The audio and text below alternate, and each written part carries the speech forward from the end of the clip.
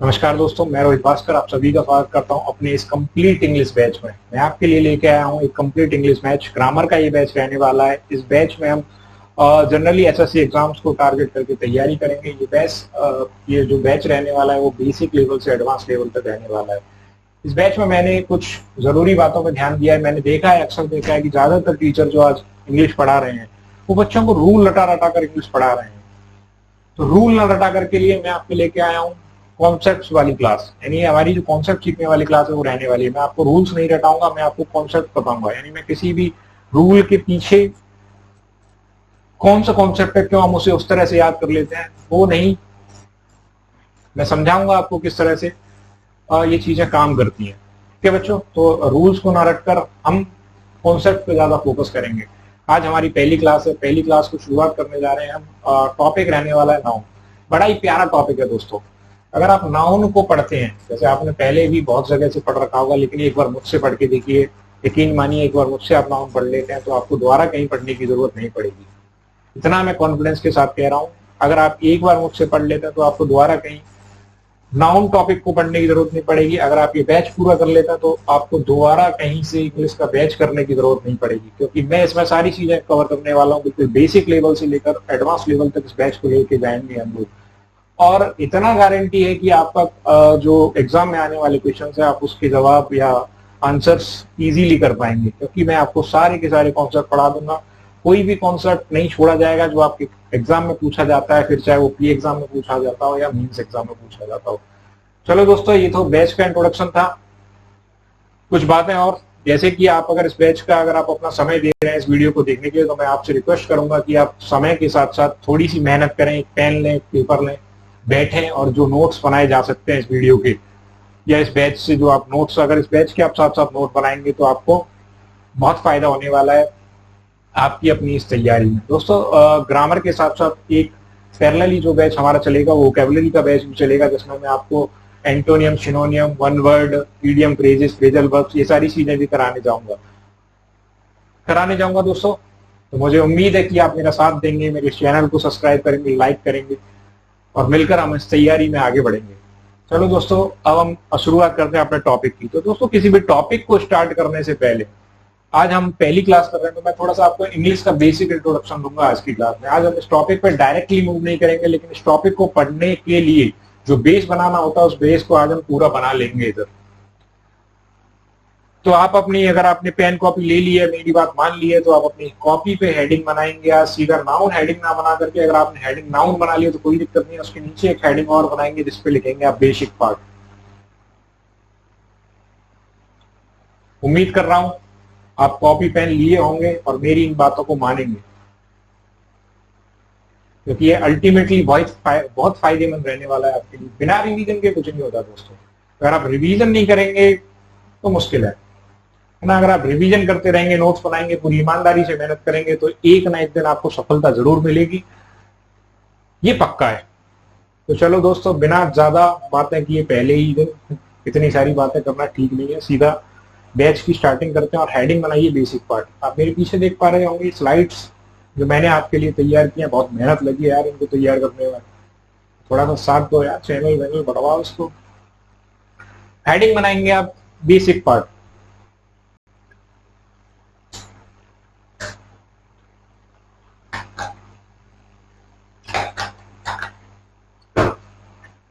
दोस्त, बात करने जा रहे हैं हम इंग्लिश लैंग्वेज की। यानी आप इंग्लिश को एज अ सब्जेक्ट ना ट्रीट कर इंग्लिश एक भाषा है, एक लैंग्वेज है, तो इसको एज अ लैंग्वेज ट्रीट करेंगे और इसकी बारीकियों को जानेंगे। तो दोस्त, जब कभी भी भाषा यानी लैंग्वेज का सबसे पहली बार जब किसी ने यूज किया होगा, तो मुझे नहीं लगता कि उसने लिख के यूज किया होगा, है ना। पहली बार यूज किया होगा तो भाषा का जरूरी उसने यूज बोलकर किया होगा, यानी अपने शब्दों को दूसरे को बोलकर समझाया होगा। यानी जब पुराने टाइम की बात करें, एंशिएंट टाइम की बात करें, तो हो सकता है, हाँ, जैसे कहता है ना, ह्यूमन का इवोल्यूशन बंदर से हुआ है, तो बंदरों से शायद आपस में जैसे आजकल घुड़की देते हैं उस तरह से हम बात करते होंगे, है ना। लेकिन जैसे जैसे हम बंदरों से थोड़ा ऊपर गए, इवॉल्व होकर ह्यूमन बने, तो हमने अपनी एक लैंग्वेज भी डेवलप करी। जैसे जो लैंग्वेज मैं आपके सामने बोल रहा हूँ, तो मैं अपने बोलकर अपने विचारों को आपके सामने व्यक्त कर रहा हूँ, है ना। तो मैं पहले बोलकर कर रहा हूँ, अभी मैंने लिखा नहीं है। जैसे आजकल क्या है, आजकल तो हम लिखकर भी व्यक्त कर देते हैं, लेकिन बोलकर शुरुआत में सबसे पहले व्यक्त किया गया होगा, यानी सबसे पहले लिखने की जरूरत नहीं पड़ी होगी, बोलने की जरूरत पड़ी होगी। तो और बोलने में हमारी क्या आती है, बोलने में आती है हमारी ध्वनि, जिसे इंग्लिश में कहते हैं साउंड, यानी सबसे पहले बोला होगा, है ना।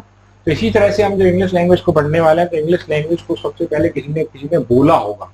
तो बोलने के बाद उसमें क्या आया होगा, जब बोला होगा तो उसमें से साउंड प्रोड्यूस होगी, यानी कि इंग्लिश में सबसे पहले लेटर्स नहीं आए होंगे मेरे दोस्त, आए होंगे क्या, सबसे पहले आए होंगे साउंड्स। जब इंग्लिश में सबसे पहले साउंड्स आए, तो इंग्लिश में साउंड्स लगभग हमें देखने को मिल जाते हैं, इंग्लिश में साउंड्स होते हैं 44। इंग्लिश में 44 साउंड्स देखने को मिलते हैं, लैंग्वेज इंग्लिश लैंग्वेज में 44 साउंड्स होते हैं। इनमें से भी अब हमने इन साउंड्स को क्लासीफाई कर दिया। क्लासीफाई कैसे किया, जैसे हमने इनको बांट दिया वॉवेल्स और कॉन्सोनेंट्स में। मेरे दोस्त इंग्लिश में वॉवेल्स देखने को मिल जाते हैं 20 और 24 कॉन्सोनेंट साउंड देखने को मिल जाते हैं। अब कहीं ना कहीं जैसे जैसे समय बीता होगा तो लोगों ने जरूरत महसूस की, जैसे जैसे इंसान डेवलप हुआ, इवोल्यूशन हुआ, तो उसने जैसे पेट भर गया, पेट भरने के बाद बाकी सारी चीजें आई। बाकी सारी चीजों में इंसान ने कहीं ना कहीं अपनी इस भाषा को लिखने का प्रयास किया होगा। तो जब उस आवाज को, जिस साउंड को, इस ध्वनि को लिखने की कोशिश की गई, तो लिखने के लिए कुछ अक्षरों का निर्माण हुआ या कुछ लेटर्स का निर्माण हुआ। हिंदी में कहेंगे तो आप अक्षर आए, या संस्कृत आई थी सबसे पहले, उसमें अक्षर आए होंगे, लेकिन इंग्लिश में आए थे लेटर्स। यानी कि इंग्लिश लैंग्वेज को सबसे पहले किसी ने बोला तो साउंड आई कितनी 44 साउंड्स आते हैं, जिसमें 20 वॉवेल साउंड्स होते हैं, 24 कॉन्सोनेंट साउंड होते हैं। अब इस साउंड्स को लिखने की कोशिश की गई, जब लिखने की कोशिश की गई तो हमारे पास बन के आ जाते हैं लेटर्स। अभी लेटर्स बन के आ गए, इंग्लिश में लगभग 26 लेटर्स देखे जाते हैं। इंग्लिश में 26 लेटर्स देखे जाते हैं। 26 लेटर्स में से आपको देखने को मिल जाते हैं 5 वॉवेल्स देखने को मिलते हैं और 21 कॉन्सोनेंट्स देखने को मिल जाते हैं।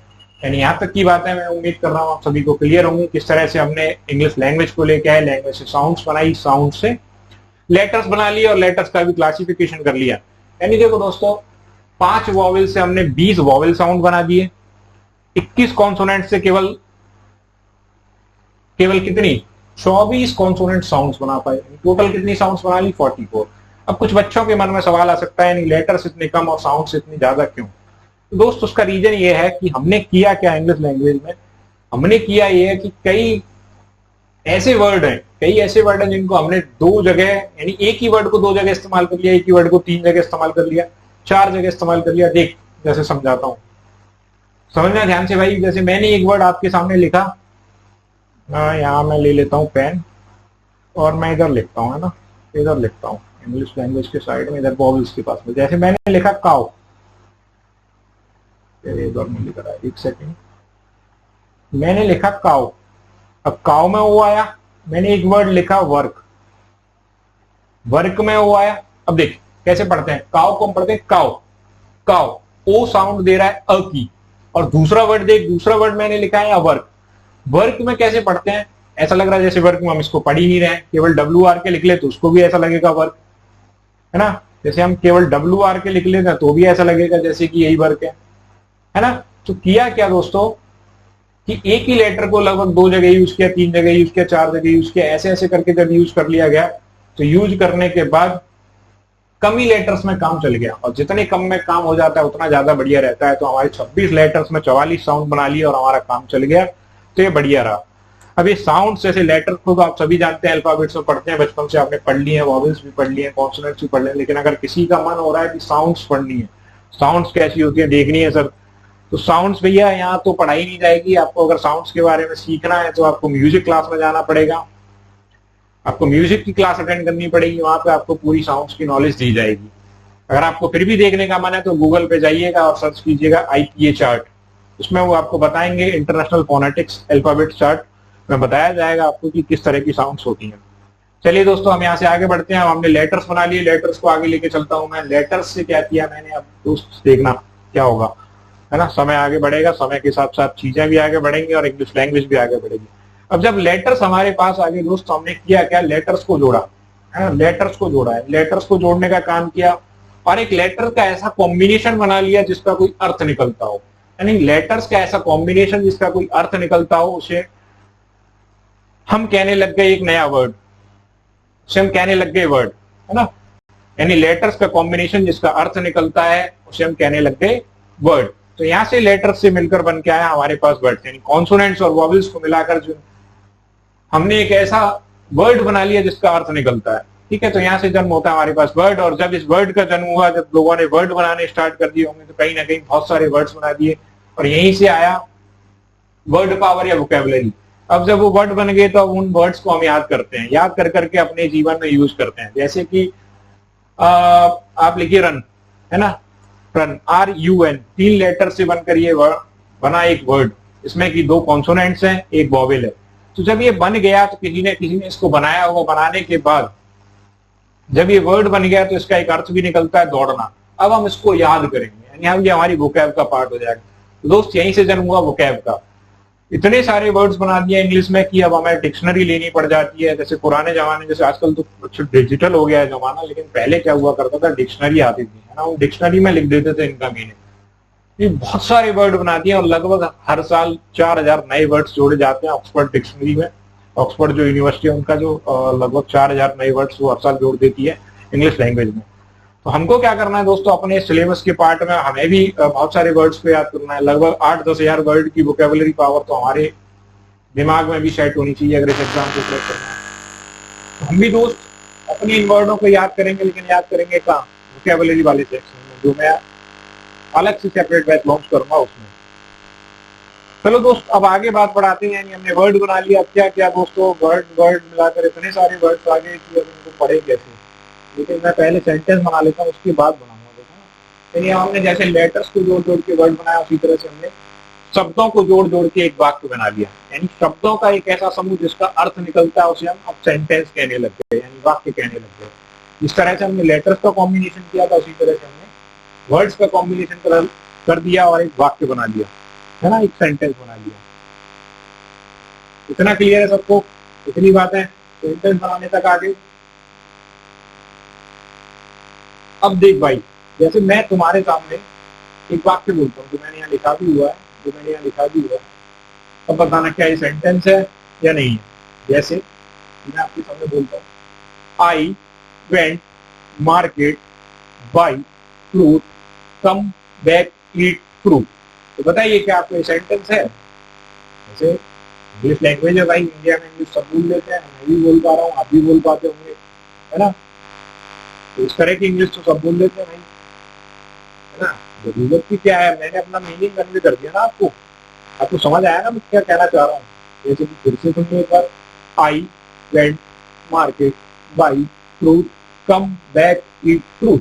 यानी इसका मतलब आप समझ पा रहे हो, जैसे कि मैं बाजार गया, मैंने बाजार से फल खरीदे, घर वापस आया, घर आके फल खा लिया, है ना। मैंने मीनिंग कन्वे कर दिया। लेकिन दोस्त, अब मैंने ये भी कहा था कि वर्ड शब्दों का ऐसा समूह जिसका अर्थ निकलता हो, उसे हम कहते हैं सेंटेंस। लेकिन ये अधूरी बात थी दोस्त, और मैं ये बैच लेके आया हूँ आपके लिए पूरी बातें पढ़ाने के लिए, पूरे कॉन्सेप्ट पढ़ाने के लिए। तो दोस्त, शब्दों का ऐसा समूह जिसका अर्थ निकलता है, साथ साथ में ग्रामेटिकली भी करेक्ट होता है, उसे हम कहते हैं सेंटेंस। यानी हमें इसमें शब्दों के अरेंजमेंट के साथ साथ इसकी ग्रामर भी देखनी पड़ेगी, तब ये सेंटेंस करेक्ट माना जाएगा। मुझे इसकी ग्रामर भी साथ साथ देखनी पड़ेगी, तब ये सेंटेंस माना जाएगा दोस्त। इतना क्लियर है?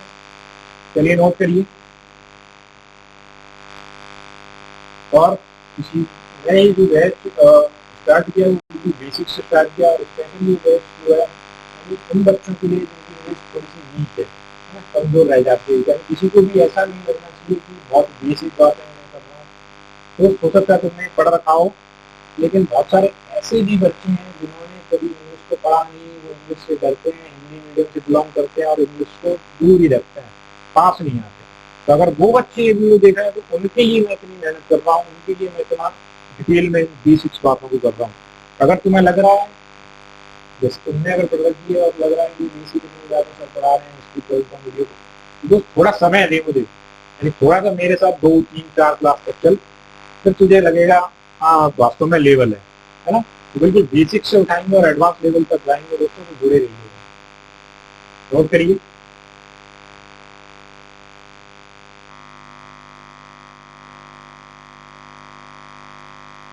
दोस्तों सबने नोट कर लिया होगा? चलो आगे बढ़ते हैं। अब आप इस बात पे ध्यान देंगे, इधर इस बात पे ध्यान देंगे, इधर अगले पार्ट पे आएंगे। मैंने आपके सबके सामने लिख रखा है एक सेंटेंस लिख रखा है, he is cleaning his room, है ना। जैसे वह अपना काम कमरा साफ करता है, he is cleaning his room, वह अपना कमरा साफ कर रहा है। अब इस सेंटेंस को देखिए आपको पता चल रहा है ना, वह अपना कमरा साफ कर रहा है। और इस सेंटेंस की जिस तरह से अरेंजमेंट है, जिस तरह से सेंटेंस की अरेंजमेंट है, he is cleaning his room, है ना। तो इसमें एक सब्जेक्ट है, उसके बाद वर्ब आई है, हेल्पिंग वर्ब आई है, उसके बाद मेन वर्ब आई है, मेन वर्ब के बाद प्रोनाउन आया है, या कहें इसे एडजेक्टिव कह सकते हैं आप, उसके बाद एक नाउन आया है, डेमोस्ट्रेटिव एडजेक्टिव होता है।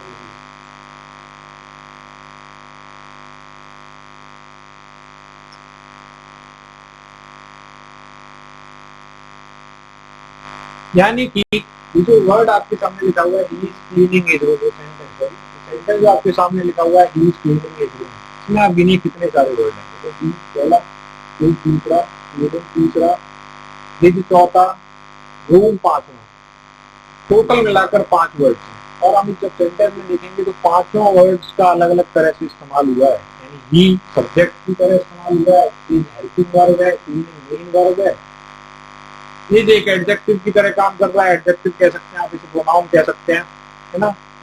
और बाद वाला जो रूम है वो एक नाउन की तरह काम कर रहा है। यानी कि दोस्तों जब हमने इतने सारे वर्ड्स बना लिए, अब इतने सारे वर्ड्स को एक साथ पढ़ना मुश्किल हो जाएगा, तो हम इन्हें क्लासीफाई करेंगे, यानी हम इन्हें बांट बांट के पढ़ेंगे, इनके ग्रुप बना के पढ़ेंगे। तो जब सेंटेंस में यूज करना है तो पता होना चाहिए ना हम क्या यूज कर रहे हैं। तो दोस्तों जब इतने सारे वर्ड्स हो गए तो हमने सेंटेंस बनाया, सेंटेंस को बारीकी से पढ़ने के लिए हमें जरूरत पड़ी सेंटेंस यानी वर्ड्स के क्लासिफिकेशन की। और इन वर्ड्स का क्लासिफिकेशन किया, तो क्लासिफिकेशन करने के बाद जब उस चीज को नया नाम दिया, वहीं से निकल के आता है, यहीं से जन्म होता है हमारे पास चीज का। यानी हम इन वर्ड्स का क्लासिफिकेशन कर लिया और अपने नए एक कॉन्सेप्ट को जन्म दिया, जिसे हम कहते हैं पार्ट्स ऑफ स्पीच। अब पार्ट्स ऑफ स्पीच में किन किन को चीजों को पढ़ना होता है, हम जानेंगे हम इन चीजों को। इतनी बातें क्लियर है आपको? यानी कि एक बार फिर से कोई रिवीजन मैं करा देता हूँ इस क्लास का। यानी मैंने बात शुरुआत की थी इंग्लिश से। इंग्लिश यानी एक लैंग्वेज है, लैंग्वेज बोलने के लिए हमें भाषा की जरूरत होती है, आवाज की जरूरत होती है, ध्वनि की जरूरत होती है। यानी भाषा को बोलने के लिए हमें ध्वनि की जरूरत होती है, तो वहां से निकल के साउंड, साउंड में जिसमें 44 होते हैं, 44 में से 20 वॉवल साउंड होते हैं, 24 कॉन्सोनेंट साउंड होते हैं। जब इन साउंड को लिखने की जरूरत पड़ी, हमने बना लिए लेटर, जो कि 26 नंबर थे, 26 नंबर में थे।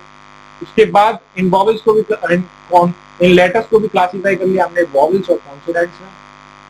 कॉन्सोनेंट्स हमारे पास मिल जाते हैं 21, वॉवल्स देखने को मिल जाते हैं 5। अब जब इन्होंने, हमने क्या किया, लेटर्स को जोड़ा, लेटर्स को जोड़कर एक ऐसा शब्द बना लिया जिसका अर्थ निकलता हो, उसे हम कहने लग गए वर्ड। और दोस्त आगे बढ़े, हमने किया क्या, इन वर्ड्स को जोड़ जोड़ के बना लिया सेंटेंस। अब इस सेंटेंस का जब हम ऑपरेशन करेंगे तो हम इसको पता करेंगे इसमें क्या है, क्या काम कर रहा है, क्या काम कर रहा है। तो इन सब चीजों को काम करने में किसी न किसी कोई ना कोई काम एक ही वर्ड कर रहा है, उसी को पढ़ने के लिए हमें एक टॉपिक की जरूरत पड़ी है, एक कॉन्सेप्ट की जरूरत पड़ी, जिसे ग्रामर में नाम दिया पार्ट्स ऑफ स्पीच। अब आगे बढ़ते हैं, पार्ट्स ऑफ स्पीच में क्या क्या आता है। अब दुनिया में जितने भी वर्ड हैं वो आपको 8 पार्ट्स ऑफ स्पीच के अंदर कैटेगराइज कर दिए गए। आप कोई भी वर्ड लेके आइए, इनमें से कहीं ना कहीं वो जरूर से फिट हो जाएगा। यानी सेंटेंस में जब आप कोई भी शब्द उठाते हैं, उस सेंटेंस को आप पता करते हैं ये क्या है, तो वो इन 8 पार्ट्स ऑफ स्पीच में से कहीं ना कहीं जरूर से फिट हो जाएगा। इतना क्लियर सबको? समझ आ रहा है ना? ज्यादा स्पीड तो नहीं है, अगर स्पीड ज्यादा हो तो कमेंट करके बता दीजिएगा, मैं थोड़ा सा जल्दी कर लूंगा। मुझे ऐसा लगता है मैं थोड़ा ज्यादा हरी में रहता हूँ, जल्दी में रहता हूँ, जल्दी जल्दी ये करवा देता हूँ। चलो कोई नहीं, नोट करिए, हेडिंग बनाइएगा पार्ट्स ऑफ स्पीच। अब हम इन्हीं पार्ट्स ऑफ स्पीच को पढ़ने जाएंगे एक एक करके, लेकिन आज की क्लास में हम इन पार्ट्स ऑफ स्पीच का एक बेसिक इंट्रोडक्शन लेंगे। यानी जैसे जैसे अभी अपने आप में पूरे टॉपिक हैं, बहुत बड़े बड़े टॉपिक हैं, लेकिन आज की क्लास में हम केवल इनका एक बेसिक इंट्रोडक्शन लेंगे। बेसिक इंट्रोडक्शन में सबसे पहले जो हमारा रहने वाला है वो रहने वाला है नाउन। इन बेसिक इंट्रोडक्शन को कंप्लीट हो जाने के बाद हम अपना नाउन का टॉपिक स्टार्ट करेंगे और पूरी तरह से डिटेल में नाउन को पढ़ेंगे। चलिए दोस्तों, तो सबसे पहले मैं आपके सामने लिखता हूं नाउन। नाउन को पढ़ने की शुरुआत करते हैं। नाउन क्या होता है, यानी नाउन क्या है? आपने बचपन में एक डेफिनेशन पढ़ी होगी, noun is the name of a person, place और ए थिंग। ये डेफिनेशन अक्सर सभी बच्चों को याद होती है, सबने पढ़ी होती है। लेकिन आप इसको सिंपल सा, इतना बड़ा डेफिनेशन ना लेकर सिंपल सा एक चीज कह सकते हैं, इसकी name of anything is called noun. यानी किसी भी चीज का नाम कहलाता है नाउन।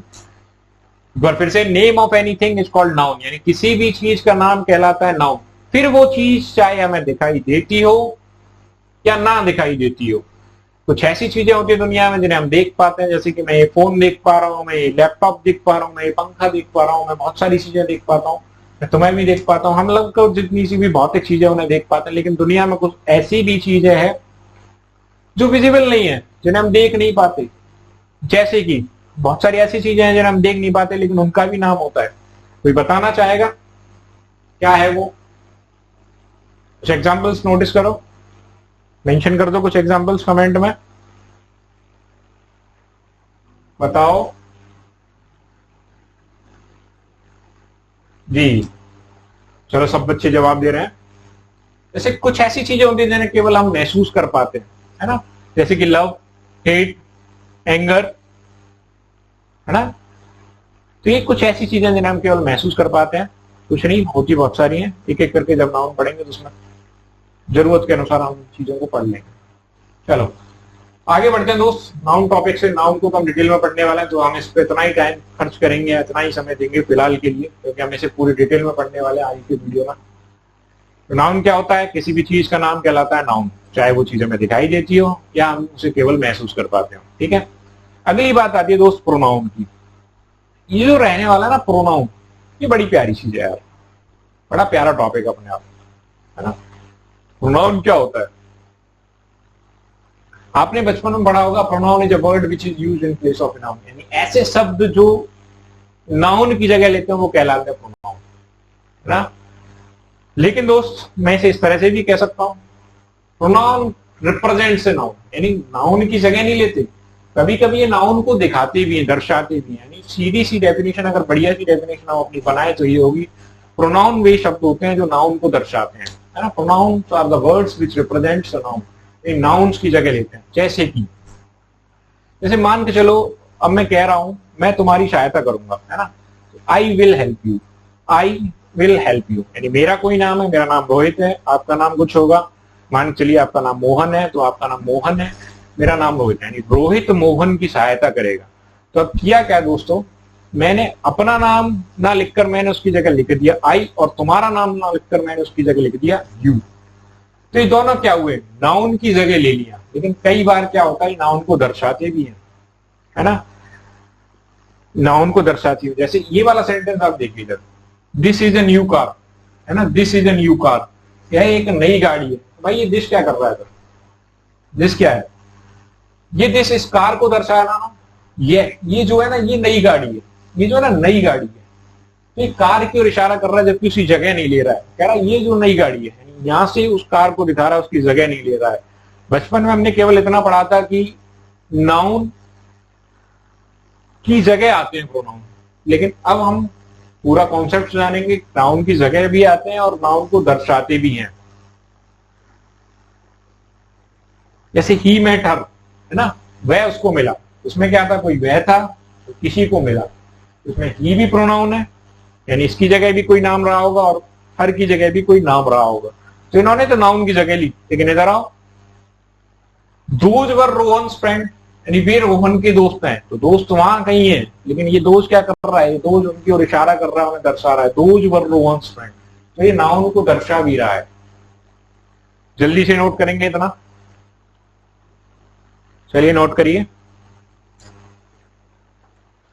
मैं थोड़ा पानी पी लेता हूं।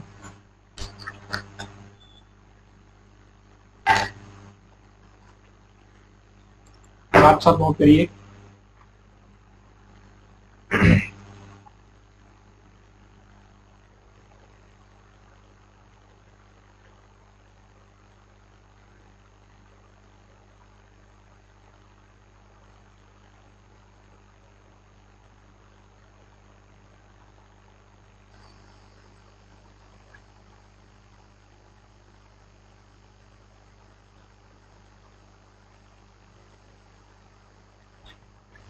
उम्मीद कर रहा हूं सबने नोट कर लिया होगा। आगे बढ़ते हैं।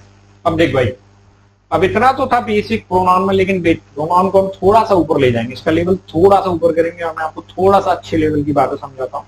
खैर पूरे डिटेल में तो नहीं, ऐसा नहीं है कि इसको पढ़ने के बाद आप कहने लग जाएंगे हाँ हो गया इतना प्रोनाउन, इतना नहीं है। प्रोनाउन अपने आप में एक बहुत बड़ा टॉपिक है, लेकिन इसको जितना हमें नाउन के बारे में जाना उससे थोड़ा सा जानेंगे, क्योंकि इसका नंबर बाद में आएगा ना, थोड़ी सी नॉलेज इसके बारे में ले लेते हैं। जैसे कि एक तो मैंने आपको बता दिया कि नाउन प्रोनाउन को दर्शाता है, एक नाउन की जगह ले लेता है। दो बातें आपने कर ली, लेकिन कुछ ऐसी भी चीजें होती है जैसे ही, शी, इट, एनी, नेम, ये सबको पता होता है प्रोनाउन होते हैं नाउन की जगह ले रहा है, लेकिन कुछ ऐसे वर्ड्स होते हैं जो आपको लगेगा नहीं कि ये प्रोनाउन की जगह ले रहा है या नाउन की जगह ले रहा है, लेकिन लेता है और अलग सा वर्ड होता है। जैसे इन एग्जाम्पल्स में आप देख पाते हैं, some of the boys have come, यानी some of the boys have come, लड़कों ऑफ द का मतलब होता है में से, लड़कों में से कुछ आ गए, लड़कों में से कुछ आ गए, तो उन लड़कों में से कुछ को दर्शा रहा है क्या, सम। तो ये भी एक प्रोनाउन है, सम प्रोनाउन। इसी तरह से everybody was ready to help Raman, यानी हर कोई रमन की सहायता करने के लिए तैयार है। तो ये हर कोई कौन है, ये कोई होंगे ना, किसी नाउन होंगे, नाउन की जगह ली है इसमें, है ना। Everybody was ready to help Raman, तो एवरीबॉडी भी एक प्रोनाउन है। इसी तरह से समबडी, एनीबडी, नोबडी, जितने भी बड़ी वाले वर्ड होते हैं वो सब प्रोनाउन की कैटेगरी में आते हैं, यानी एज अ प्रोनाउन काम कर सकते हैं। ऐसे नहीं कहेंगे, डेफिनेटली फिक्स नहीं करेंगे आप कि प्रोनाउन ही होता है। दोस्त एक बात याद रखनी है, आप किसी भी वर्ड की पार्ट्स ऑफ स्पीच तब तक नहीं बताएंगे जब तक आप उसको सेंटेंस में देख ना लें, क्योंकि किसी भी वर्ड की पार्ट्स ऑफ स्पीच बिना सेंटेंस को देखे बताना सही नहीं है, क्योंकि एक ही words multiple parts of speech का काम करता है, डिपेंड करता है कि वो सेंटेंस में कहां पे यूज हुआ है। ठीक है दोस्तों, ये गलती आप नहीं करेंगे। अब जैसे मैं आपसे पूछूं ये संबंध क्या है, इस सेंटेंस में छुपा लूं और आपसे पूछूं ये संबंध क्या है, तो आप नहीं कहेंगे कि ये प्रोनाउन है फिलहाल। जब तक आप पूरा सेंटेंस नहीं पढ़ लेते तब तक नहीं कहेंगे। ये गलती आपको बिल्कुल भी नहीं करनी है। जब तक आपको सेंटेंस में नहीं देख लेना है कि कौन सा पार्ट्स ऑफ स्पीच का काम ये वर्ड कर रहा है, तब तक आप उसकी पार्ट्स ऑफ स्पीच नहीं बताएंगे। Someone was in the room, कोई कमरे में है, कोई कमरे में, someone was in the room, कोई है, पता नहीं कौन, लेकिन कोई तो है, नाउन है तो उसकी जगह है समवन, इसीलिए ये भी एक प्रोनाउन होता है। समवन, बड़ी, ये सारे जो वर्ड होते हैं, समबड़ी, समवन, ये सब लोग प्रोनाउन का काम कर लेते हैं। ही हैज नथिंग फॉर यू, एक आप अपने लिए देखिए, एक और वर्ड देखिए, सेंटेंस देखिए, he has nothing for you, he यहाँ प्रोनाउन है, उसके पास तुम्हारे लिए कुछ नहीं है। देखिए, he has nothing for you, उसके पास तुम्हारे लिए कुछ नहीं है।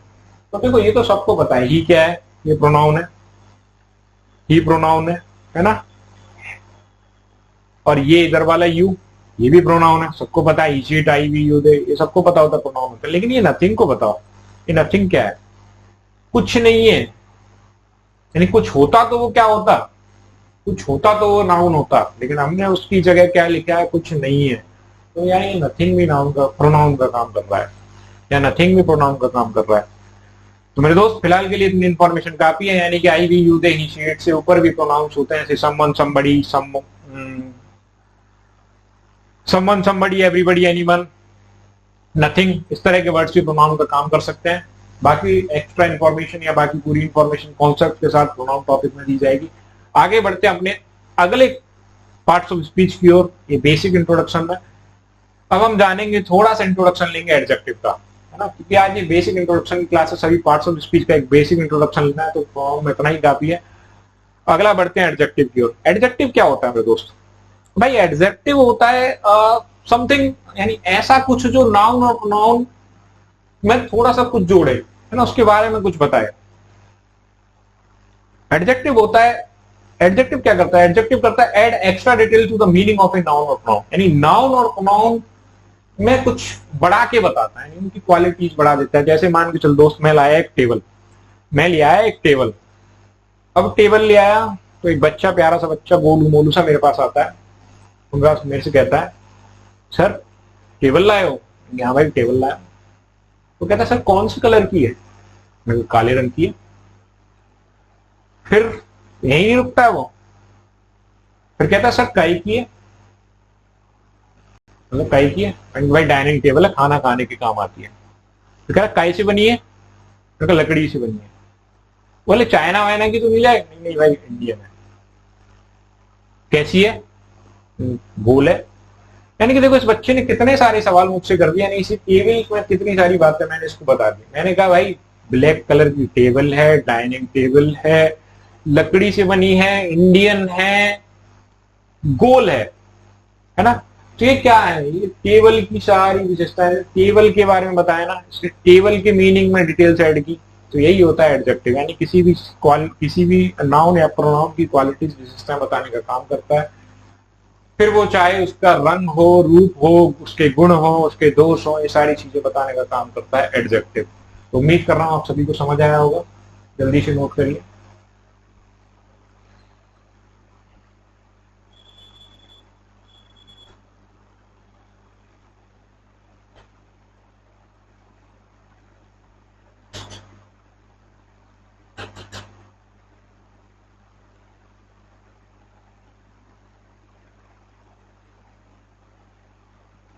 चलिए, हो गया, आगे बढ़े। चलो दोस्तों आगे बढ़ते हैं।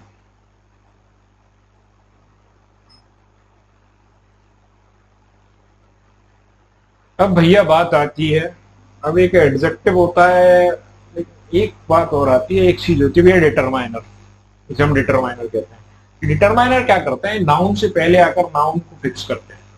ये डिटरमाइनर क्या करते हैं, वैसे होते तो एडजेक्टिव ही हैं, लेकिन कर क्या देते हैं, नाउन से पहले आकर उसे फिक्स कर देते हैं, उसे फिक्स कर देते हैं। जैसे कि इधर है, this boy will go there, यानी ये लड़का वहां जाएगा, ये लड़का वहां जाएगा। तो अब इस जो दिस आया ना, दिस नाउन से पहले कोई इस तरह का वर्ड आता है, दिस दैट दीस दोस्त, तो वो डिटरमाइनर का काम कर रहा है। ठीक है, तो अब इसने क्या किया, this boy will go there, this boy या बॉयज विल गो देयर। बता दोस्तों क्या होगा, यानी हम अगर इस दिस को ना लिखते, अगर मैं इस दिस को छुपा लेता, है ना, तो ये दिस मैंने छुपा लिया, तो देखो बॉय या बॉयज विल गो देयर। अब इसमें से चाहे आप लिखते बॉय विल गो देयर, लिखते बॉयज विल गो देयर, कोई दिक्कत नहीं होती, है ना, दोनों लिख सकते थे। लेकिन जैसे ही मैंने इसको हटाया, बताया ना, जैसे ये दिस आया तो इसने फिक्स कर दिया, भैया आप इस बॉय को लिख पाओगे, आप बॉयज नहीं लिख पाओगे। क्यों, क्योंकि उसने फिक्स कर दिया कि जो है वो सामने वाला सिंगुलर है, उसने फिक्स कर दिया this boy will go there. तो इसी तरह से ऐसे वर्ड्स जो नाउन से पहले आकर उसे फिक्स कर देते हैं वो कहलाते हैं हमारे डिटरमाइनर्स।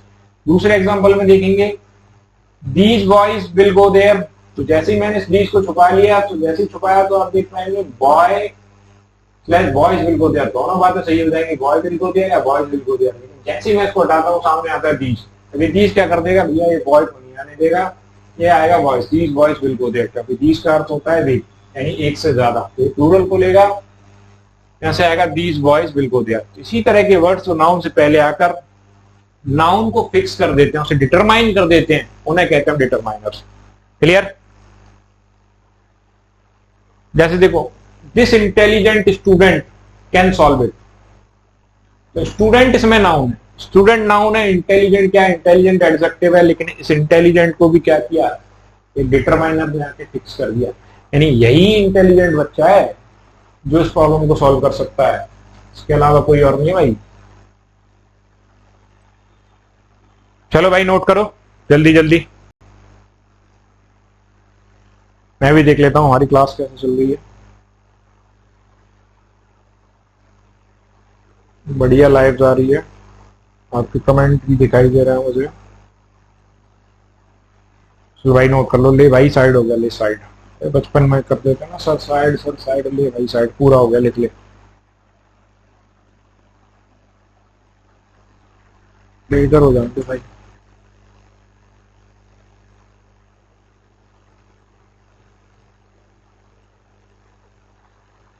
चल इतना लेगा, चल आगे बढ़ते, आ जा मेरे भाई। अब अगली बात, आप एक नोट बनाकर नोट करेंगे, एक नोट बना के लिखिए आर्टिकल्स। आपने सुना होगा articles, A and the 3 words के बारे में अक्सर हम सुनते रहते हैं, बचपन से पढ़ते आते हैं। वे आर्टिकल्स क्या होते हैं भैया, ये आर्टिकल्स भी पार्ट ऑफ डिटरमाइनर ही होते हैं। वैसे बहुत बार आपने सुना होगा आर्टिकल्स को अलग पढ़ते हैं, डिटरमाइनर्स को अलग पढ़ते हैं, टीचर्स बताते हैं कि आर्टिकल्स डिटरमाइनर में आते हैं, लेकिन कभी वो कॉन्सेप्ट क्लियर नहीं करवा पाते। लेकिन जब हम इन टॉपिक्स को पढ़ेंगे तो जरूर से आपके सारे कॉन्सेप्ट क्लियर करवा के देंगे। आज मैं आपको बता देता हूं, जो आर्टिकल्स होते हैं ना, वो भी एक तरह से डिटरमाइनर ही होते हैं, डिटरमाइनर का पार्ट होते हैं। कैसे, जैसे डिटरमाइनर क्या काम करता है, डिटरमाइनर नाउन से पहले आकर नाउन को फिक्स करने का काम करता है, तो वही काम आर्टिकल्स का भी होता है। कैसे, ये आपके सामने लिखा है, I have a pen slash pens for you, यानी मेरे पास आपके लिए एक पेन है या पेन है, एक से ज्यादा पेन है। जैसे ही आया इसने फिक्स कर दिया कि भैया एक से ज्यादा पेन नहीं है, एक ही पेन है, आया समझ में? तो आर्टिकल्स भी डिटरमाइनर का काम करते हैं। जब हम इस टॉपिक को पढ़ेंगे तो बहुत डिटेल में, बहुत प्यारा टॉपिक है, अच्छे से पढ़ेंगे पूरा। चल भाई नोट कर, नोट में आर्टिकल, आर्टिकल में ए एन दा भी क्या होते हैं, ये पार्ट ऑफ डिटरमाइनर्स होते हैं। एक एग्जांपल आपके सामने, नोट करो, note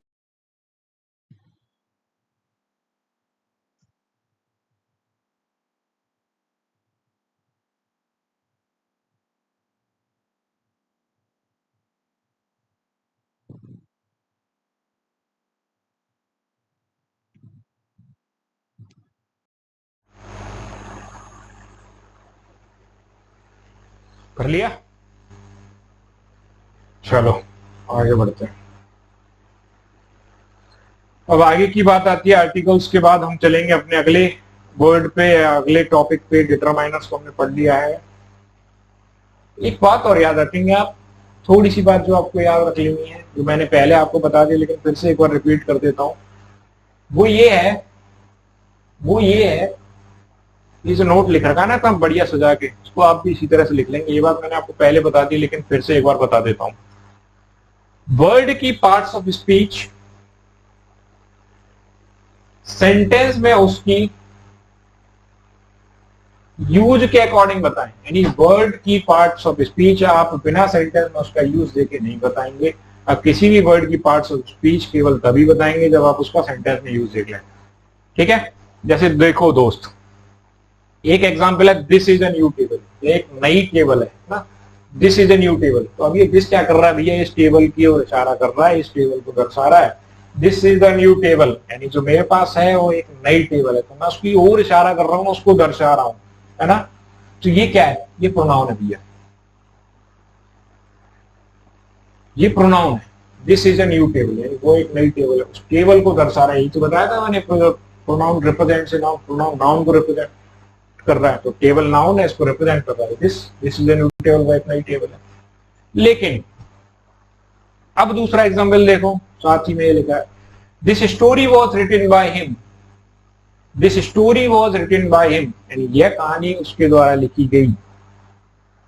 this story was written by him. अब ये क्या कर रहा है, अब इस स्टोरी से पहले आकर उस स्टोरी को फिक्स कर, यह कहानी उसके द्वारा लिखी गई, यह कहानी उसके द्वारा लिखी गई, है ना। तो यहाँ ये प्रोनाउन का काम नहीं कर रहा, इसने फिक्स कर दिया, ये जो कहानी है वो उसके द्वारा लिखी गई है। ठीक है, क्लियर है? यानी अब देखो, वर्ड एक ही है दिस, लेकिन इसके दो यूज है। एक ये जब नाउन से दूर है, उससे थोड़ी सी दूरी है, उसकी इशारा कर रहा है, दर्शा रहा है उसको, तो प्रोनाउन है। लेकिन एक जब नाउन के बिल्कुल साथ में आ गया है, तो यह कहानी इसको फिक्स कर रहा है, यह कहानी इसके बारे में बता रहा है, इसको डिटरमाइन कर रहा है, तो ये डिटरमाइनर है। ठीक है, यानी एक ही वर्ड दो तरह का काम कर रहा है, एक जगह वो डिटरमाइनर है, एक जगह प्रोनाउन का काम कर रहा है। अगला,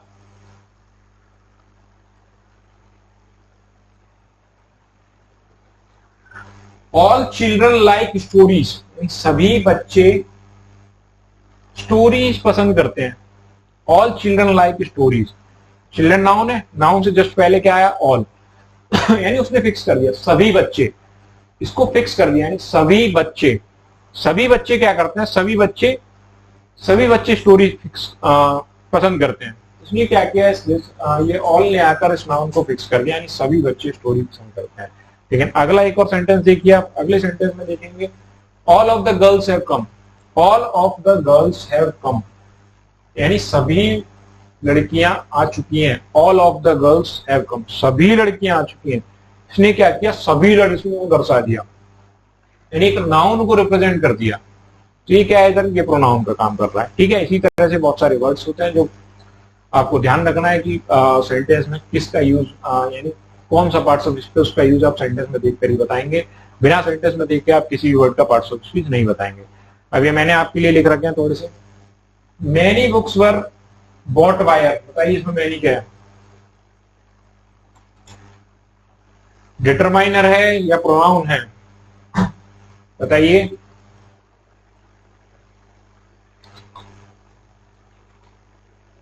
भैया नाउन से तुरंत पहले आकर मैनी बुक्स, यानी कई किताबें, इसने फिक्स कर दिया उसको, किसको, कई किताबों को, कई किताबें।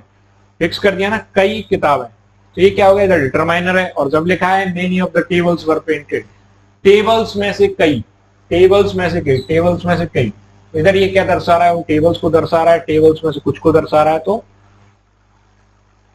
प्रोनाउन है, टेबल्स में से कईयों को दर्शा रहा है तो प्रोनाउन है। इतना क्लियर सबको, नोट करेंगे और आगे बढ़ेंगे। चलिए नोट करिए,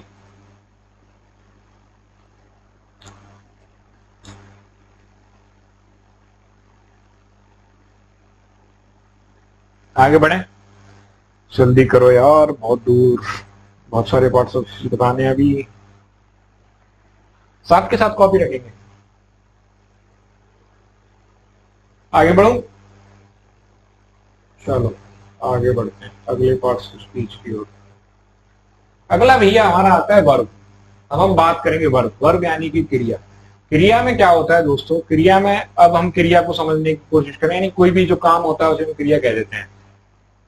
क्रिया में तीन तरह की क्रियाएं आपको देखने को मिल जाएंगी, यानी वर्ब में तीन तरह के एक्शंस आपको देखने को मिल जाते हैं। एक होता है एक्शन जिसे हम करते हैं, एक होता है जो खुद से हो जाता है, एक अधिकार दिखाने का काम भी वर्ब कर देती है। ठीक है दोस्तों, तीन, जैसे रोहन रन्स फास्ट, रोहन तेज दौड़ता है, तो ये क्या है, दौड़ना क्या है, दौड़ना क्रिया है, और कैसी क्रिया है, इसमें एक्शन, कुछ काम करना पड़ रहा है, जिसमें कर्ता को कुछ काम करना पड़े वो एक्शन वाली क्रिया होती है, उसे एक्शन वर्ब कहते हैं। तो इसमें यही हो रहा है, जैसे रोहन तेज दौड़ता है तो रोहन रन्स फास्ट, रोहन दौड़ने का काम कर रहा है, तो कैसी वर्ब है, ये एक्शन वर्ब है। देखा इतना, जैसे देखो Rohan runs fast, runs verb है, कैसी वर्ब है, रोहन के द्वारा की जा रही है, जो भी क्रियाएं किसी कर्ता के द्वारा की जाती है वो एक्शन वर्ब होती है, यानी एक्शन वाली वर्ब है। अगला देखिए, ही इज अ टीचर, वह एक शिक्षक है। अब शिक्षक है तो करता है, इसमें कुछ काम कर रहा है, अभी फिलहाल में तो कोई काम नहीं कर रहा, लेकिन उसका होना दर्शा रहा है। क्या है ये इज जो है वो हैपनिंग है, यानी किसी चीज का होना दर्शाया जाता है, वो हैपनिंग होती है।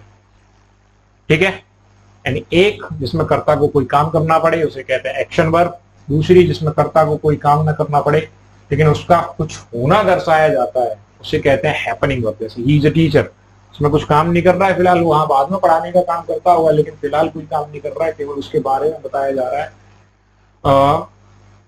कि वह एक शिक्षक है, तो उसका होना है ना, शिक्षक होना, तो ये यहाँ हैपनिंग वर्ब है। एक और होती है दोस्त, तीसरी तरह की होती है, वो होती है पजेशन वाली, पजेशन वाली, यानी ये किसी चीज का अधिकार भी दिखा देती है, अधिकार भी दिखा देती है। जैसे Mohan has a new car, Mohan के पास एक नई गाड़ी है, देखा ना, मोहन के पास एक नई गाड़ी है, तो ये हैज उस पर अधिकार दिखा रही है, गाड़ी पे अधिकार दिखा रही है मोहन का, एक पजेसिव वर्ब की होती है। साथ में एक नोट भी लिखेंगे, नोट में लिखेंगे जैसे कि ये जो नोट लिखा है हमारे सामने, नोट में वर्ब हेल्पिंग वर्ब भी होती है, मेन वर्ब भी होती है, बहुत सारी क्लासिफिकेशन होते हैं, उसमें ट्रांजिटिव वर्ब होती है, इंट्रांजिटिव वर्ब होती है, और भी कई सारी वर्ब होती है। जब वर्ब का टॉपिक आएगा तो हम टॉपिक में डिटेल में पढ़ेंगे, लेकिन आज के लिए इतना ही जान लीजिए कि वर्ब होती है, वर्ब एक्शन वर्ब हो सकती है, हैपनिंग वर्ब हो सकती है, या पजेसिव वर्ब हो सकती है, साथ में उसके और भी क्लासिफिकेशन हो सकते हैं, helping verb, main verb, transitive, intransitive, etcetera etcetera, है ना, तो वो पढ़ेंगे उसके टॉपिक में, लेकिन ये बेसिक इंट्रोडक्शन क्लास है, इंट्रोडक्शन में इतना काफी है। अब बताइए कैसी वर्ब है, दे प्ले क्रिकेट, तो बताओ ये प्ले कैसी वर्ब है, हैपनिंग है, एक्शन वर्ब है, या पजेसिव वर्ब है। अगला, दे आर प्ले क्रिकेट या दे आर प्लेइंग क्रिकेट, बताओ दोस्तों। तो यहां इसमें करेक्शन करेंगे, जानबूझ के छोड़ी की गलती है, दे आर प्लेइंग क्रिकेट, तो देखो इधर क्या है, दे प्ले क्रिकेट, यहाँ प्ले क्या है, प्ले या मेन वर्ब है ना, मेन वर्ब, और मेन वर्ब कैसी, एक्शन वर्ब है, खेलने का काम करना पड़ता है तब जाके वो हो पाता है। तो प्ले एक्शन वर्ब है, एक्शन वर्ब के साथ साथ मेन वर्ब का भी काम कर रही है। अगला सेंटेंस आप देखेंगे, they are play cricket, they cricket खेलते हैं, तो they are playing cricket, they are playing cricket, ध्यान रखेंगे वो आईएनजी जानबूझ के छोड़िए ताकि आपकी अटेंशन बनी रहे, है ना। तो लिखिए दे आर प्लेइंग क्रिकेट। अब मैंने यहाँ दो वर्ब दिख रही है मुझे, एक आर और एक दिख रही है प्ले, तो बताइए आर कौन सी है और प्ले कौन सी है। तो आप सभी जानते हैं प्रेजेंट कंटिन्यूअस की हेल्पिंग वर्ब होती है आर, और वर्ब की फर्स्ट फॉर्म में लिखा है आईएनजी, तो यहाँ आर हेल्पिंग वर्ब है, प्लेइंग मेन वर्ब है, ठीक है, यानी हेल्पिंग वर्ब भी होती है और मेन वर्ब भी होती है। और सारी क्लासिफिकेशन बाद में पढ़ेंगे, फिलहाल इतना जानिए। जैसे नोट हुआ। चलो अभी क्या है, दे आर क्रिकेट, ये तो कुछ नहीं है भाई, दे आर क्रिकेट तो कुछ नहीं है, ये गलत है, यहां होना चाहिए दे आर रिच। इसको ऐसे कर लीजिए, दे आर रिच, ये अमीर है। तो देखो एक आर ऊपर क्या काम किया, एक आर ने ऊपर हेल्पिंग वर्ब का काम किया, लेकिन यहाँ नीचे क्या कर रही है, नीचे मेन वर्ब का काम कर रही है, दे आर रिच। ठीक है, यानी एक ही वर्ड हेल्पिंग वर्ब का भी काम कर देता है, कभी कभी मेन वर्ब का भी काम कर लेता है, तो आप ध्यान रखेंगे इन बातों का। आगे बढ़ो, नोट किया, चलो भाई नोट करो। इसमें दो करेक्शन है, एक तो आप आर प्लेइंग की जगह, आर प्ले की जगह आर प्लेइंग करेंगे, दूसरा दे आर क्रिकेट की जगह करेंगे रिच।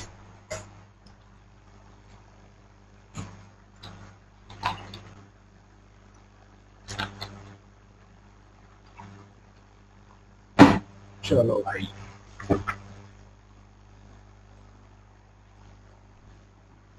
जी देखें एक बार बच्चे क्या कह रहा है।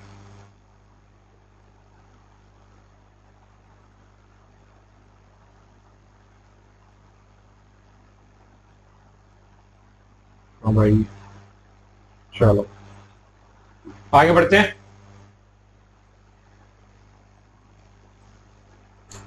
नोट हो गया, करो जल्दी से नोट करो।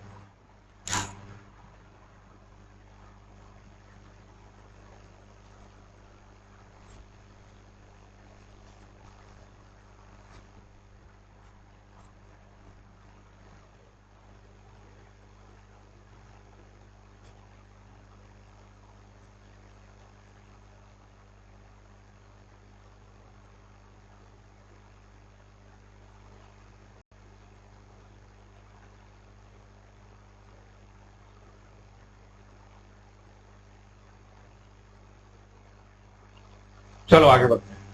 अगली बात आती है एडवर्ब की।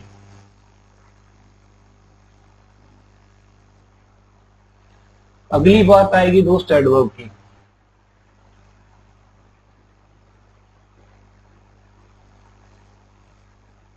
चलो एडवर्ब क्या करता है, जैसे कि नाउन और प्रोनाउन में एक्स्ट्रा डिटेल ऐड कर रहा था एडजेक्टिव, उसी तरह से एडवर्ब एक्स्ट्रा डिटेल या इसको कहेंगे ऐसे मॉडिफाई करता है किसी एक्शन को, एक्शन को मॉडिफाई कर देता है, यानी किसी एक्शन के बारे में एक्स्ट्रा डिटेल हमें प्रोवाइड कर देता है या एक्शन को मॉडिफाई कर देता है, ऐसे कह सकते हैं। जैसे कि कोई भी काम होता है, जैसे वह गया, है ना, वह गया, तो आप उससे पूछ सकते हैं कब गया, कहाँ गया, कैसे गया, कितनी बार गया, क्यों गया, ऐसे कर सकते हैं ना सवाल। ठीक, क्या है ये, एक्शन से पहले आकर उसको मॉडिफाई कर रहे हैं, इन्हें हम कहते हैं एडवर्ब। जैसे रोहन रन फास्ट, रोहन दौड़ता है, कि जितनी बार ठीक थी लेकिन रोहन रन फास्ट, तो ये क्या कर रहा है, किसको बढ़ा रहा है, क्या करता है, तेज दौड़ता है, तेज दौड़ता है, दौड़ने को बता रहा है क्या, तेज, यानी रोहन रन फास्ट, तो ये जो फास्ट है वो एडवर्ब है, क्योंकि ये मॉडिफाई कर रहा है रन वर्ब को। ठीक है, रोहन रन फास्ट, तो इस फास्ट को छुपाओ और पूछो Rohan run how, Rohan run fast. Clear है, ये एडवर्ब है। एक सेकंड रुकिएगा भाई,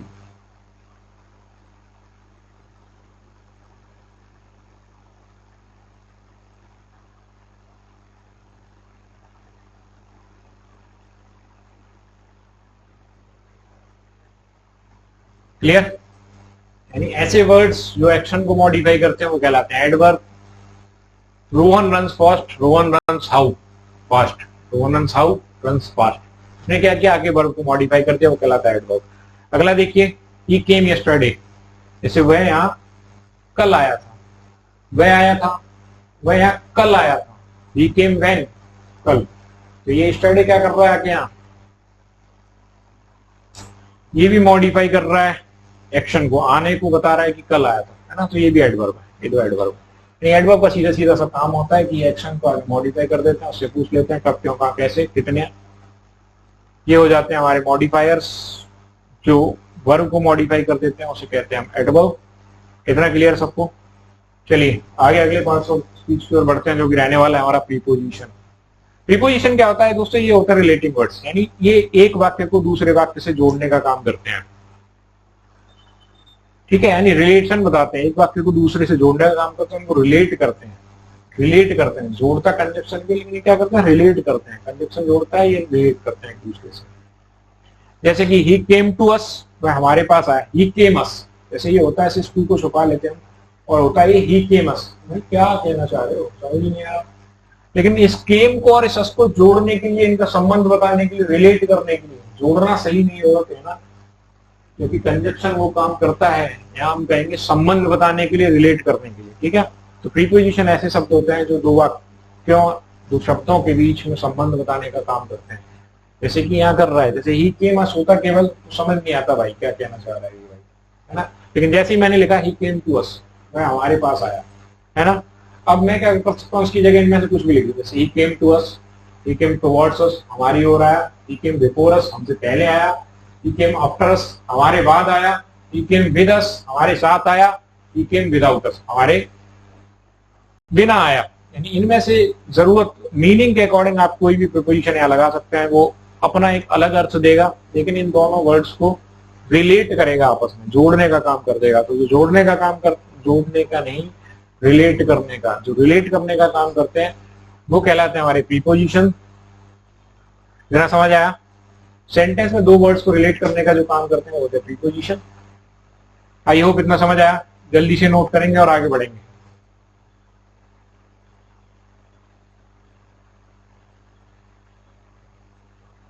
बढ़े आगे, चलो आगे बढ़ते हैं अपने फाइनल और आखिरी दो पार्ट्स ऑफ स्पीच की ओर, इन्हें जानेंगे।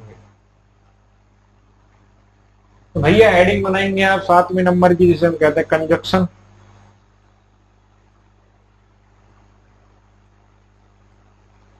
कंजक्शन हेडिंग बनाइए। कंजंक्शन,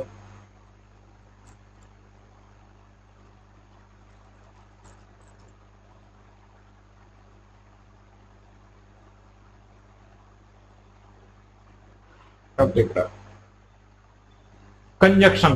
कंजक्शन क्या होता है दोस्तों, कंजक्शन आर ज्वाइनिंग वर्ड्स, ये लोग जोड़ने का काम करते हैं, दो वाक्यों को जोड़ने का काम करेंगे। जैसे कि ज्वाइनिंग वर्ड्स, केवल इतना याद जान लीजिए आज इनके बारे में, जब टॉपिक पढ़ेंगे तो डिटेल में पूरा पढ़ेंगे। सारे प्रोनाउन या सारे पार्ट्स ऑफ स्पीच को हम डिटेल में पढ़ने वाले हैं। नाउन की अगली क्लास जो होगी वो हमारी नाउन की डिटेल में स्टार्ट हो जाएगी। नाउन के बाद हम अगली क्लास करेंगे प्रोनाउन की, इसी तरह से आगे बढ़ेंगे इसी सीक्वेंस में, जिस सीक्वेंस में मैंने आपको समझाए हैं। फिलहाल कंजक्शन के बारे में इतना जानेंगे। कंजक्शन होते हैं ज्वाइनिंग वर्ड्स होते हैं, दो वाक्यों को जोड़ने का काम करते हैं। जैसे कि आई इन्वाइटेड हिम, मैंने उसे निमंत्रित किया, but he did not come, लेकिन वह नहीं आया। तो अब दो वाक्य अपने आप में, आई इन्वाइटेड हिम, मैंने उसको इन्वाइट किया, ही डिड नॉट केम, वह नहीं आया। अब इन दो वाक्यों को जोड़ने के लिए हमें एक वर्ड चाहिए होगा, और वो वर्ड हमने लगा दिया लेकिन वह नहीं आया, बट ही डिड नॉट केम। तो ये जो लेकिन है ना वर्ड है, वो काम कर रहा है दो वाक्यों को जोड़ने का, इसे हम कहेंगे कंजक्शन। ठीक है, और कंजक्शन को अक्सर जो सबऑर्डिनेट क्लॉज होता है उसके साथ लिखते हैं, मेन क्लॉज के साथ नहीं लिखते। उसको पूरा लिखेंगे, जैसे मैंने लिखा ना बट ही डिड नॉट केम, तो ये इसके साथ जुड़ा हुआ है। मैंने उसको इन्वाइट किया, आई इन्वाइटेड हिम, है ना, ये एक अपने आप में मेन क्लॉज हो गया।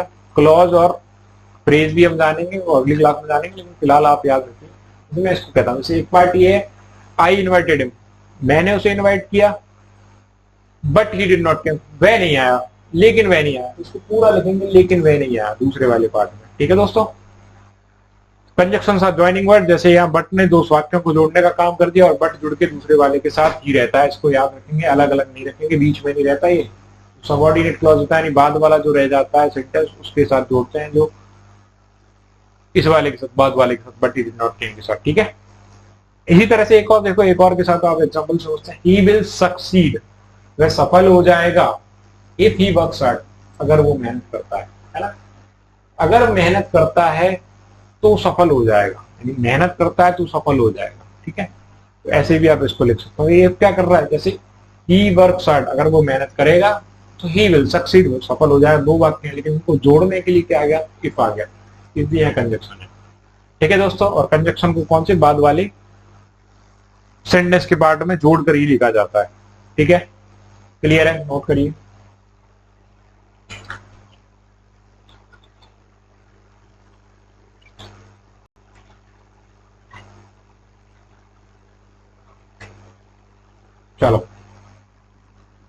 अगला और फाइनल आज की क्लास का पार्ट्स ऑफ हिस्ट्री रहने वाला है इंटरजेक्शन। इंटरजेक्शन क्या होता है दोस्तों? इंटरजेक्शन वो होता है, इनमें कुछ क्या होता है कि सडन एक्सप्रेशन फीलिंग्स को दर्शाने या इमोशंस को दर्शाने का काम किया जाता है। जैसे कोई काम अचानक से हो जाए उनको दर्शाने का काम करते हैं ये लोग ना। जैसे कोई अचानक से आपको दुख हो जाए तो कहते हैं ना अलास, कुछ बड़ी खुशी मिल जाए तो सुनता है ब्रेवो, हुर्रे। तो ये कुछ क्या है, सडन एक्सप्रेशन है, वो इंटरजेक्शन में आती है। ज्यादा इस टॉपिक के बारे में बात करेंगे हम नरेशन टॉपिक में, जैसे डायरेक्ट इनडायरेक्ट भी कहते हैं, तो डायरेक्ट इनडायरेक्ट इसके बारे में डिटेल में जानेंगे। फिलहाल इतना कि ये कुछ ऐसे वर्ड्स होते हैं जो सडन इमोशंस, फीलिंग्स और एक्सप्रेशंस को दर्शाते हैं। ये फिक्स वर्ड होते हैं, यानी इनका पार्ट ऑफ स्पीच में जैसे अलास लिखा है तो वो इंटरजेक्शन का ही काम करेगा, बाकी कुछ काम वो नहीं करेगा। ब्रेवो लिखा है तो इंटरजेक्शन का ही काम करेगा, बाकी कुछ और नहीं करेगा।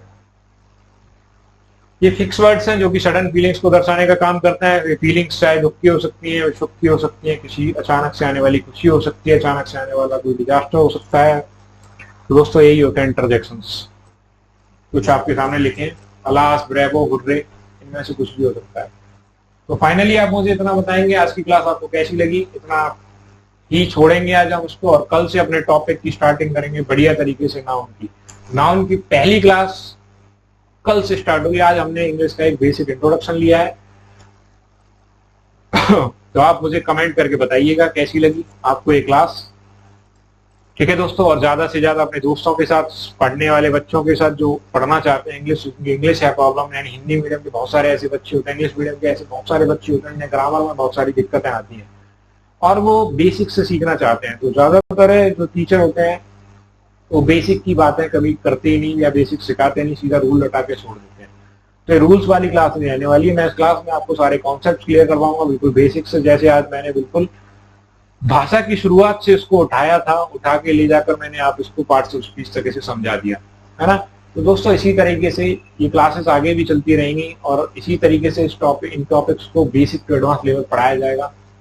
मैं आपसे रिक्वेस्ट करूंगा कि आप ज्यादा से ज्यादा इन वीडियोस को शेयर करें, लाइक करें और मेरे चैनल को सब्सक्राइब करें। अगर पसंद आ रही है तो लाइक करें, ये चैनल को जरूर से सब्सक्राइब कर दीजिएगा भाई। चलो खत्म करें, चलो भाई कमेंट, हाँ भाई चलो थैंक यू गाइस, मिलते हैं अगली क्लास में। और इतना रिवाइज करके आइएगा, अच्छे से नोट्स बनाइएगा, पढ़ते रहिएगा, ठीक है। बाय बाय, अगली क्लास में मिलेंगे।